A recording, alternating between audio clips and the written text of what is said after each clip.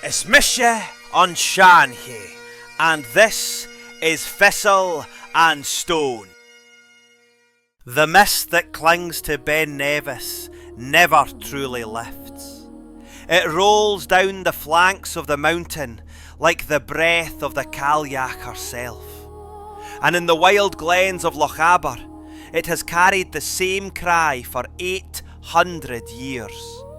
Lochaber! Lochaber! There, where Loch Arkaig mirrors the sky and the heather bleeds purple under storm, where the standing stones above Loch Arkaig still lean into the wind like old men remembering war, the Camerons stood, unbowed, unbought, the last true guardians of the Gaelic heart. This is their scale. It's mise on Seanchaidh, and this is Thistle and Stone. Before Cuimhnich ever rose, the Cailleach Boer walked Lochaber on a night of thunder, and found a warrior with a crooked nose sleeping beneath a rowan. She breathed frost into his lungs and said, "Guard this glen until the last peat fire dies and the last Gaelic song is forgotten." He swore on the standing stones above Loch Arkaig, and the mountains answered for him. The oath still echoes when the mist lies thick. The stones still remember. Listen. The glen is still listening. Cuimhnich.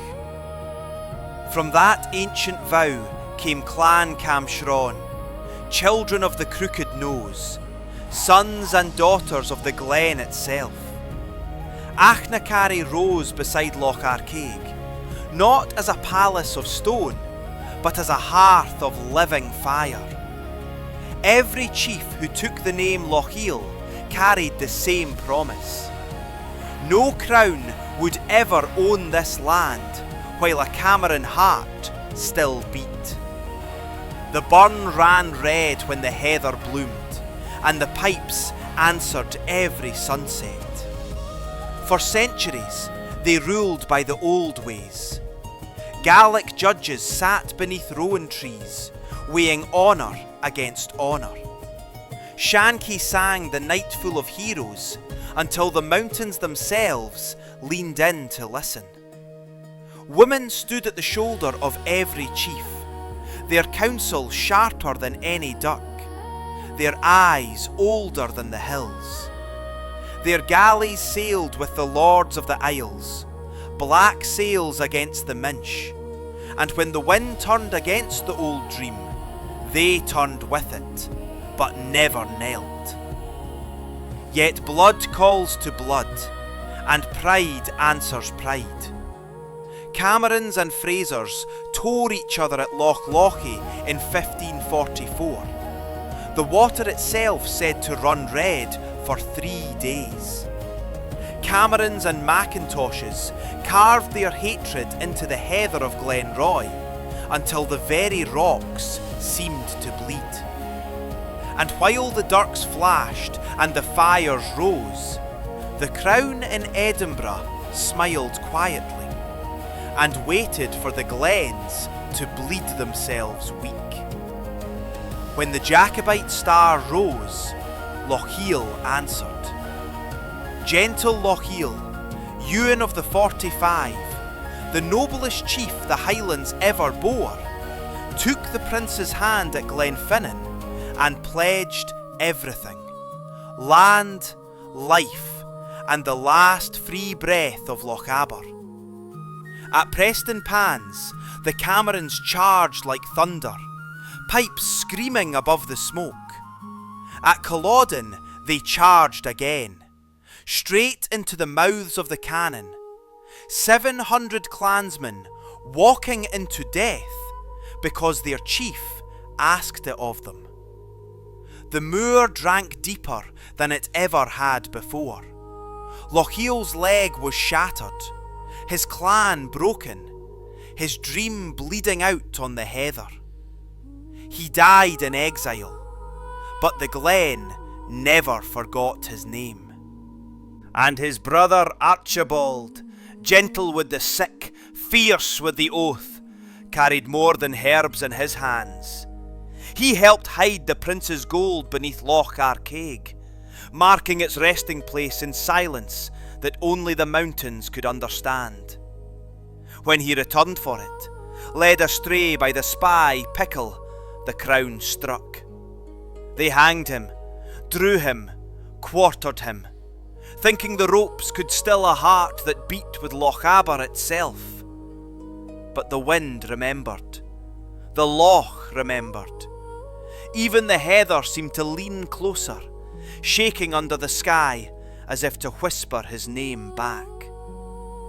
The gold lay buried, the clan's secret safe, but the heart of Lochaber wept for the healer, who gave all and asked nothing in return. They say 7 casks of French gold still lie beneath Loch Arkaig's black water, the prince's treasure that gentle Lochiel himself helped bury in 46. Redcoats burned Achnacari to the ground, hanged the pipers from their own trees, hunted the chiefs like animals, but they never found it.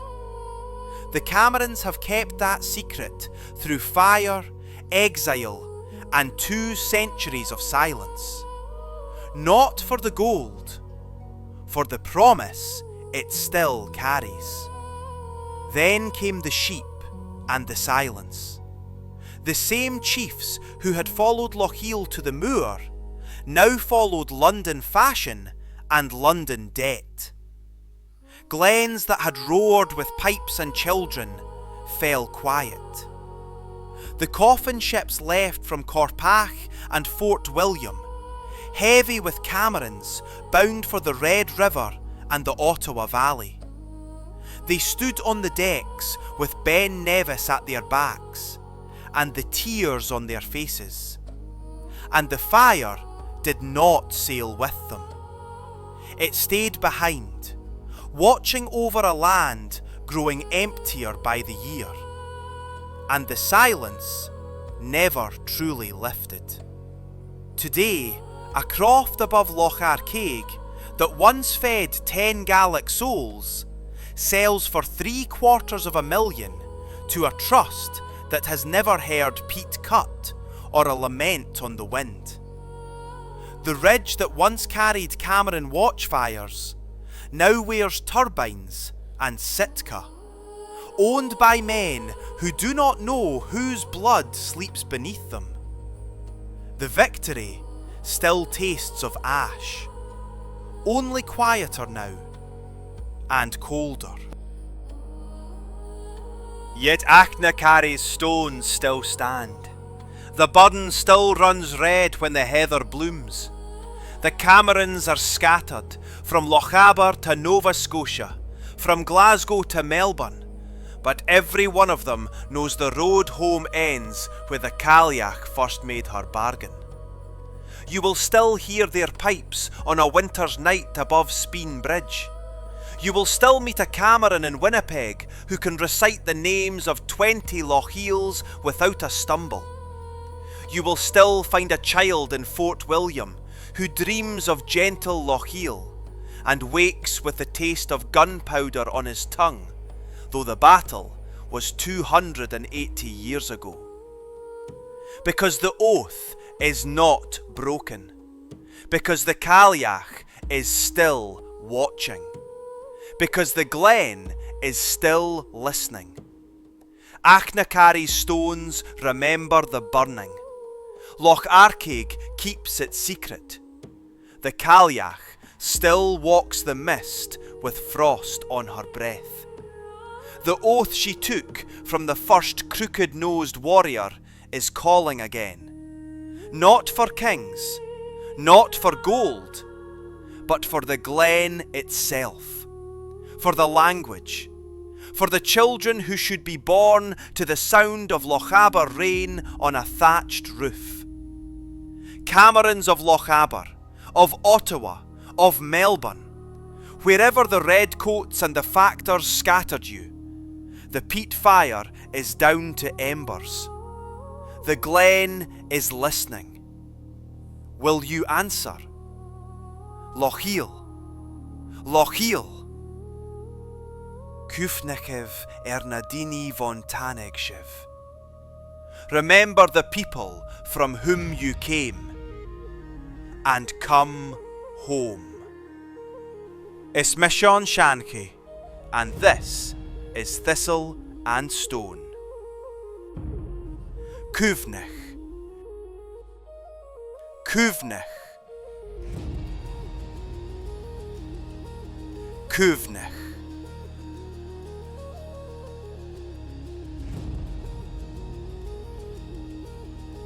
Cuimhnich, Cuimhnich. Falche, Gu, Cuimhnich. The memory lives until next time. Cuimhnich.